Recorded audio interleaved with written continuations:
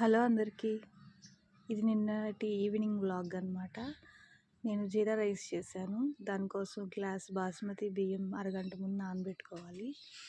ఇప్పుడు ప్యాన్లో ఆయిల్ వేసుకుని పలావ్ దినుసులు కొన్ని వేసుకొని జీలకర్ర వేసుకుని బాగా దోరగా వేయించుకోవాలి. తర్వాత మనం ఎంతైతే బాస్మతి బియ్యం తీసుకున్నామో దానికి 1.5 గ్లాసు నీళ్ళు తీసుకొని కొంచెం ఉప్పు వేసుకొని మరిగించుకోవాలి. తర్వాత బాస్మతి బియ్యం కూడా వేసుకోవాలి. ఇవి మా అత్తయ్య గారు కనకాంబరాలు కోసుకొచ్చారనమాట. ఇలా అన్నం రెడీ అయిపోయింది. దీన్ని చికెన్ కర్రీలోకి కానీ మటన్ కర్రీలోకి కానీ ఎందులోకైనా తీసుకోవచ్చు. చాలా టేస్ట్గా ఉంటుంది. నేను ఉట్టి గోంగూరతోనే ట్రై చేశాను, చాలా బాగా వచ్చింది.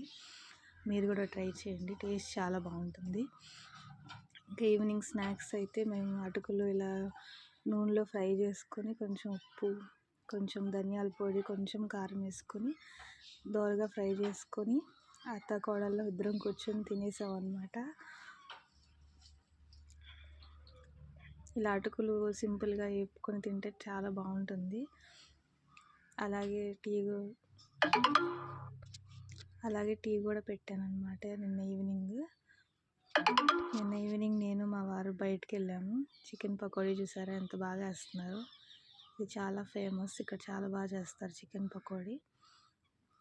ఇది మా అత్తగారి కోసం మేము తీసుకున్నాం అనమాట. ఇక్కడ పావు కేజీ 100 రూపాయలు చికెన్ పకోడీ, చాలా టేస్ట్గా ఉంటుంది. ఉల్లిపాయలు, నిమ్మకాయ అన్నీ కలిపి ప్యాక్ చేసి ఇచ్చారు. అది తీసుకొని మేము ఇంటికి బయలుదేరి వచ్చేసాం అనమాట. ఇక్కడ చికెన్ పకోడీ అయితే చాలా టేస్ట్గా ఉంటుంది, చాలా బాగుంటుంది అనమాట. అలాగే క్లీన్గా కూడా చేస్తారు, హైజీన్ అనమాట. ఇంటికి వచ్చాక గోంగూర పప్పు వండాను అనమాట. నైట్ అందరం భోజనం చేసేసి పడుకున్నాము. Thank you, bye bye.